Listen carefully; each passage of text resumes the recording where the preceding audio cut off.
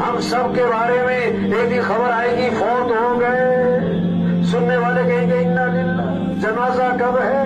Rush पड़ेगा जनाजे में, दफनाने में चंद लोग, और दफनाने के आधे घंटे बाद कब्र पे कोई भी ना हो। कितना ही मशहूर आदमी हो, मरण दफनाने के आधे घंटे बाद कोई भी नहीं। वो गए सगी माँ को दफना के, वो गए सरदार साहब को दफना के, वो गए एमपीए साहब को दफना के। आज अपने पर मट्टी नहीं पड़ने देते, फिर मनो मट्टी तले दबा दिए जाते, और मट्टी डालने वाले कौन? अपने, और सवाब समझकर डालते। आज जमीन पर चल रहे, फिर जमीन में दफन हो जाएंगे। हाँ, 500 की जूती 5000 की, आगे सब नंगे पांव।